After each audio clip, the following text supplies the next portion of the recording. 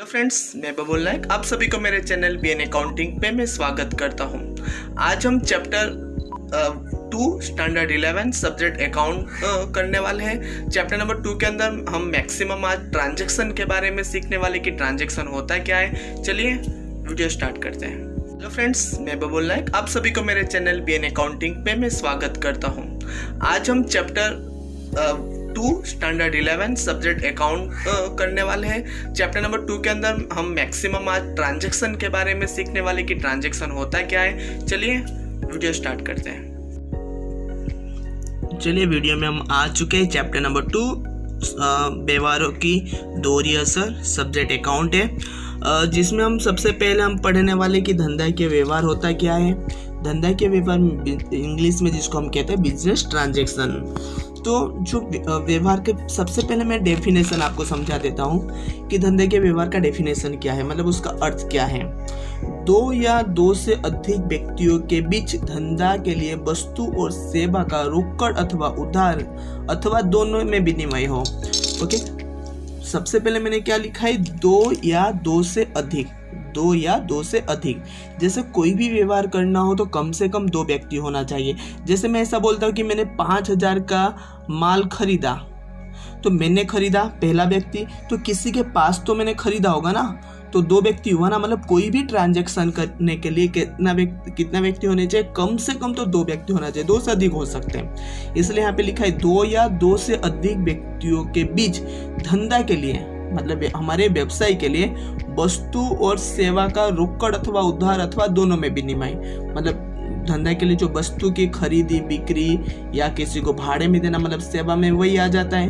रोकड़ अथवा उधार, जैसे मैंने ऐसा बोला 5,000 का फर्नीचर खरीदा लेकिन उधार में खरीदा, मतलब उसको पैसा नहीं चुकाया, तो उधार में खरीद सकते हैं। नहीं तो 5,000 का फर्नीचर खरीदा रोकड़ में खरीदा, रोकड़ में भी खरीद सकते हैं। नहीं तो 5,000 का फर्नीचर खरीदा, 3,000 चुकाया, 2,000 बाकी रखा, मतलब 2,000 उधार किया और 3,000 रोकड़ में खरीदा। इसलिए यहाँ पे बोल रहा है दोनों विनिमय।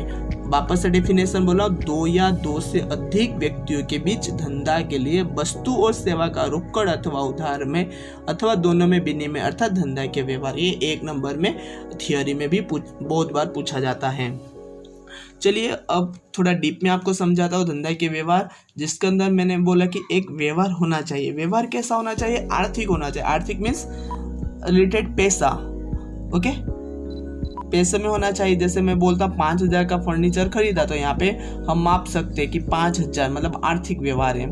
आर्थिक जो व्यवहार है वो कैसा होना चाहिए, जिसको हम मूल्य में माप सके। मूल्य में माप सकते हैं ना कि 5,000 का माल खरीदा, मूल्य में माप सकते हैं। फिर उधार या रोकड़ व्यवहार हो सकता है, उधार या रोकड़। जैसे 5,000 का फर्नीचर खरीदा, रोकड़ चुका दिया, मतलब कैसा व्यवहार हो गया, रोकड़ व्यवहार हो गया। फिर मैं ऐसा बोलूँ कि 5,000 का फर्नीचर खरीदा, उधार खरीदा। उधार मीन्स अभी उसका पैसा पेमेंट नहीं किया। मतलब जो व्यवहार करे वो 2 प्रकार से हो सकता है, रोकड़ में भी हो सकता है और उधार हो सकता है। और ये आंतरिक और बाह्य, कंपनी के आंतरिक कार्य के लिए हो सकता है, कंपनी के बाह्य कार्य के लिए हो सकता है। मतलब ट्रांजैक्शन में इतनी चीज को हम फॉलो अप करते हैं। ओके, तो आई थिंक आपको धंधा के व्यवहार समझ में आ गया। तो धंधा के व्यवहार जो व्यवहार है उसके प्रकार के बारे में बता दूं तो एक है आर्थिक व्यवहार है और एक बिना आर्थिक व्यवहार है। ओके, आर्थिक व्यवहार के अंदर रोकड़ व्यवहार, उधार व्यवहार, आंतरिक व्यवहार, बाह्य व्यवहार आ जाते हैं। आर्थिक व्यवहार मीन्स पैसों से, जिसमें द्रव्य में हम माप सके, वैसे व्यवहार को आर्थिक व्यवहार कहते हैं। जैसे 10,000 का यंत्र बेचा, 10,000 का माल बेचा, किसी को 5,000 दान में दे दिया, तो पैसा यहाँ पे जा रहा है ना, तो पैसों से रिलेटेड हो गया, तो वो कैसा हो गया, आर्थिक व्यवहार हो गया। और बिन आर्थिक का मीनिंग जिसके अंदर आर्थिक व्यवहार न हो। चलिए मैं एक एग्जाम्पल द्वारा आपको समझा देता हूँ। बिन आर्थिक व्यवहार का मीनिंग होता है जिसका मूल्य द्रव्य में मापा नहीं जा सकता है, मतलब पैसों से मापा नहीं जा सकता है। जैसे मैं बोलता हूँ कि है ना कि एक फर्नीचर का ऑर्डर मिला है लेकिन अभी तक पैसा तो नहीं आया, या हमने उसको फर्नीचर नहीं दिया तो अभी तक हमारे ट्रांजैक्शन नहीं हुए, तो ये बिना आर्थिक व्यवहार है। कक्षा 11 के परीक्षा संबंधी की मीटिंग की योजना की, ओनली योजना की है, उसके अंदर तो कोई एक्सपेंस नहीं आया, कोई खर्च नहीं हुआ है, तो ये क्या हो गया, बिन आर्थिक व्यवहार है। आर्थिक व्यवहार बिन आर्थिक समझ में आया। चलिए नेक्स्ट टॉपिक पढ़ते हैं। टॉपिक से जाने से पहले हम आर्थिक व्यवहार और बिना आर्थिक व्यवहार का कुछ एग्जाम्पल देख लेते हैं। आपको बताना है कि मेरे साथ कि कौन सा आर्थिक व्यवहार है, कौन सा आर्थिक व्यवहार नहीं है। जैसे 9,000 का भाड़ा मिला, यहाँ पे पैसे की बात कर रहा है कि 9,000 का भाड़ा मिला, तो ये कैसा व्यवहार है?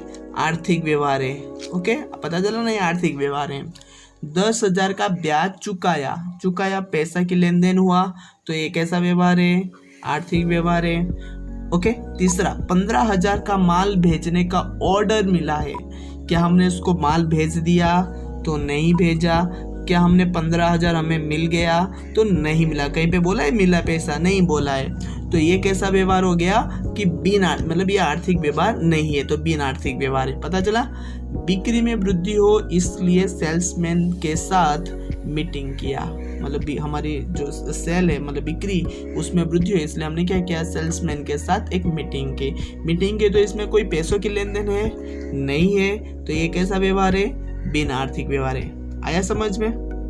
चलिए, जो अभी नेक्स्ट टॉपिक में बोला था उसको हम समझ लेते हैं। जो नेक्स्ट टॉपिक है वो है रोकड़ व्यवहार। रोकड़ व्यवहार कैसे हम पहचानेंगे रोकड़ व्यवहार है? तो चलिए, क्वेश्चन के अंदर हम कैसे पहचानेंगे ये रोकड़ व्यवहार है, इसलिए मैं कुछ टिप्स आपको दे रहा हूँ। जो पहला टिप्स है कि रोकड़ या बैंक द्वारा लेन देन हो, मतलब वहां पे लिखा हो कि रोकड़ से लेन देन किया या बैंक के द्वारा लेन देन किया, तो ये कौन सा व्यवहार हो जाएगा? रोकड़ व्यवहार हो जाएगा। नहीं तो सेकंड, रोकड़ शब्द का उल्लेख हो। क्या हो? क्वेश्चन के अंदर बोला हो कि रोकड़ खरीदा या रोकड़ बेचा, मतलब रोकड़, ये जो रोकड़ शब्द का उल्लेख हो। ओके, हो। अथवा व्यक्ति का नाम और रोकड़ दोनों का उल्लेख न हो। रोकड़ शब्द का यूज हो तो कौन सा व्यवहार है? रोकड़ व्यवहार है। नहीं तो व्यक्ति का नाम और रोकड़ दोनों, व्यक्ति का नाम और रोकड़ दोनों का उल्लेख न हो, मतलब दोनों का उल्लेख न हो तो भी कैसा व्यवहार है? रोकड़ व्यवहार है। चलिए एग्जांपल द्वारा आपको समझा देता हूँ। जैसे मैं बोल रहा हूँ 5,000 का यंत्र खरीदा, 5,000 का यंत्र खरीदा, कहीं पे रोकड़ शब्द आया हुआ है? यहाँ पे बोला है कहीं पे रोकड़ चुकाया? ऐसा कुछ नहीं बोला है। रोकड़ शब्द भी नहीं आया और किसी व्यक्ति का नाम भी नहीं आया ना। यहाँ पे 5,000 का यंत्र खरीदा, कोई व्यक्ति का नाम है इसके अंदर? नहीं। रोकड़ शब्द है इसके अंदर? नहीं। यहाँ पे बोला ना व्यक्ति का नाम और रोकड़ शब्द न हो, तो ये कैसा व्यवहार हो गया? रोकड़ व्यवहार हो गया। ओके, राम से 5,000 का माल खरीदा और रोकड़ चुकाया, और यहाँ पे बोल दिया ना रोकड़ चुकाया, तो कैसा व्यवहार है? रोकड़ शब्द आ गया ना, बोला था रोकड़ शब्द आ जाए तो कौन सा व्यवहार हो जाएगा? रोकड़ व्यवहार। यहाँ पे रोकड़ शब्द आया है तो कैसा व्यवहार हो जाएगा? ये रोकड़ व्यवहार। नहीं तो रोकड़ और नाम दोनों न आए तो भी रोकड़ व्यवहार, नाम आए और रोकड़ शब्द आ गया तो रोकड़ व्यवहार। ओके, अब नेक्स्ट, राम के पास से 5,000 का माल खरीदा। राम का व्यक्ति का नाम तो आया है, व्यक्ति का नाम आया हुआ है और रोकड़ शब्द नहीं आया, मतलब व्यक्ति का नाम और रोकड़ दोनों शब्द न आए तो रोकड़ व्यवहार, लेकिन व्यक्ति का नाम आए रोकड़ शब्द न आए तो ये रोकड़ व्यवहार नहीं है। ये कैसा व्यवहार हो जाएगा? उधार व्यवहार हो जाएगा।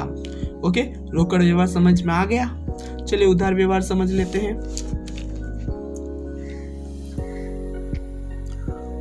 रोकड़ या बैंक द्वारा लेन देन न हो, क्या बोला है? लेन देन नहीं हो तो उधार व्यवहार कहलाएगा। उधार व्यवहार इन सामान्य तौर पर हम दुकान में से, पता है ना, हम ऐसे खरीदते हैं लेकिन पेमेंट हम बाद में करते हैं। ओके, वैसे उसको उधार व्यवहार हम कहते हैं। व्यक्ति का नाम उल्लेख हो परंतु रोकड़ शब्द उल्लेख न हो तो कैसा व्यवहार है? उधार व्यवहार है। ओके, व्यक्ति का नाम आना चाहिए बट रोकड़ शब्द नहीं आना चाहिए। रोकड़ शब्द आ जाएगा तो रोकड़ व्यवहार हो जाएगा। रोकड़ शब्द नहीं आना चाहिए। व्यक्ति का नाम आया हो और रोकड़ शब्द न आया हो तो कैसा व्यवहार है? उधार व्यवहार है। नहीं तो व्यक्ति का नाम भी ना आया हो और रोकड़ शब्द भी ना आया हो, दोनों ना आया हो तो भी हमने पहले पढ़ा कौन सा व्यवहार है? रोकड़ व्यवहार हो जाएगा। ओके, तो यहाँ पे चलिए एग्जाम्पल थे। 5,000 का माल शाम के पास से खरीदा, तो यहाँ पे व्यक्ति का नाम आ गया और रोकड़ शब्द कहीं पे नहीं है। व्यक्ति का नाम आए परंतु रोकड़ शब्द ना आए तो कैसा व्यवहार है? उधार व्यवहार, मतलब ये उधार व्यवहार है। आया समझ में? चलिए नेक्स्ट टॉपिक पढ़ते हैं। जो नेक्स्ट टॉपिक है वो है असर मतलब ट्रांजैक्शन। एक ट्रांजैक्शन के अंदर 2 स्तर होते हैं। जैसे मैंने बोला था ट्रांजैक्शन के अंदर 2 व्यक्ति होना चाहिए, इसलिए यहाँ पे 2 ट्रांजैक्शन मतलब 2 असर होते हैं। ओके, तो हमारे जो चैप्टर है वही है पूरा है दोहरी असर। नाम ही है दोहरी असर, मतलब मिनिमम इसके अंदर 2 असर होते हैं। जैसे मैं पहला रीड करने जा रहा हूँ कि 5,000 लाकर दीपक व्यवसाय प्रारंभ किया। कितने रुपए लेकर आया? 5,000 रुपये लेकर आया दीपक, और क्या किया? व्यवसाय प्रारंभ किया।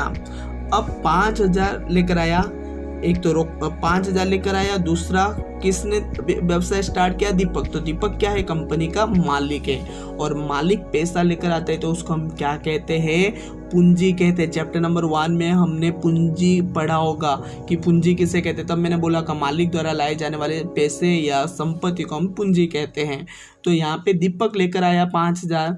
ओके, तो दीपक लेकर आया तो दीपक के लिए हम यहाँ पे कौन सा खाता यूज करेंगे? पूंजी खाता यूज करेंगे, क्योंकि मालिक पैसा लेकर आया। और पैसों को हम कौन क्या कहेंगे? रोकड़ खाता। यहाँ पे 2 खाता हो गया ना, एक रोकड़ खाता, दूसरा पूंजी खाता। और मुझे पता ही है आपको बहुत कम समझ में आ रहा होगा, क्योंकि अकाउंट आपके लिए एक न्यू सब्जेक्ट है। चलिए धीरे धीरे आपको ये पूरी कॉन्सेप्ट समझ में आ जाएगा, इसलिए चलिए दूसरी एक एग्जांपल देखते हैं। जैसे मैं बोल रहा हूँ कि 7,000 का माल खरीदा। ओके, 7,000 का माल खरीदा। अब हम खरीदेंगे तो सामने वाला तो कोई होगा। चलिए हम मान लेते हैं ये जो है ना, ये आंख वाला बना देता हूँ, ये हम है और ये सामने वाला पार्टी है। ओके, ये हम है और ये सामने वाला पार्टी है। सामने वाला पार्टी थोड़ा हंस रहा है। ओके, तो हमने क्या किया? 7,000 का माल खरीदा। अब खरीदेंगे इसके पास से, ये क्या करेगा? वस्तु हमको देगा जो हमने खरीदा, और हम क्या करेंगे? उसको 7,000 रुपये देंगे।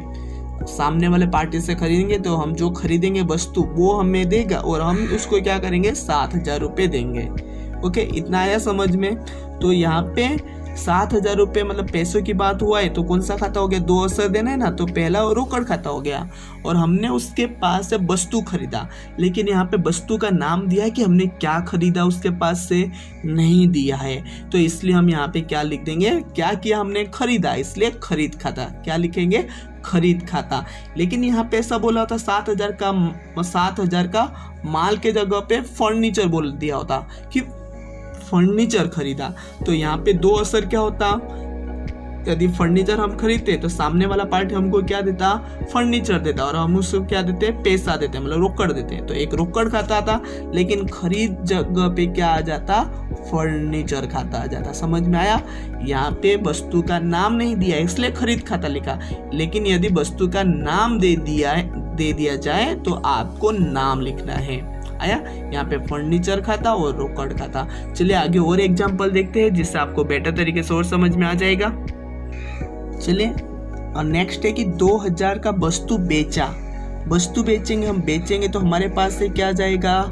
वस्तु जाएगा, और वो हमको क्या देगा? तो 2,000 रुपये में बेचा तो 2,000 रुपये देगा। तो पैसों की बातचीत हुआ तो पहला खाता कौन सा हो जाएगा? रोकड़ खाता। समझ में आया? रोकड़ खाता। और हमने उसको क्या किया? बेचा। लेकिन क्या बेचा? यहाँ पे वस्तु का उल्लेख किया है, कौन सा वस्तु बेचा नहीं किया, तो सेकंड खाता कौन सा हो जाएगा? बिक्री खाता। कौन सा खाता हो जाएगा? बिक्री खाता। आप 2 ट्रांजैक्शन ऊपर नीचे लिख सकते हो।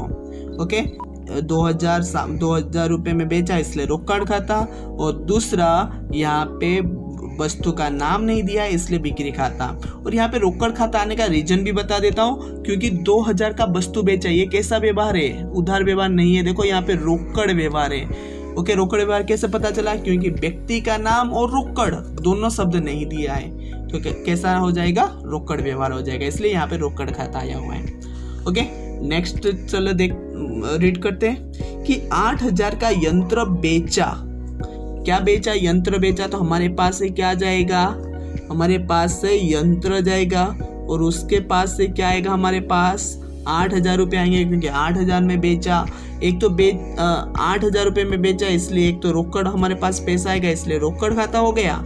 और दूसरा हमने क्या बेचा? यंत्र बेचा, तो दूसरा खाता क्या हो जाएगा? यंत्र खाता।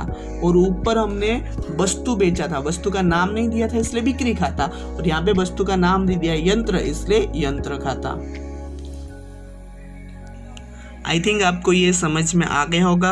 हम नेक्स्ट वीडियो में इसके आगे और पढ़ने वाले हैं। यदि आपको ये वीडियो पसंद आए तो लाइक कीजिए, सब्सक्राइब कीजिए और अपने फ्रेंड को ये वीडियो शेयर कीजिए। Thank you.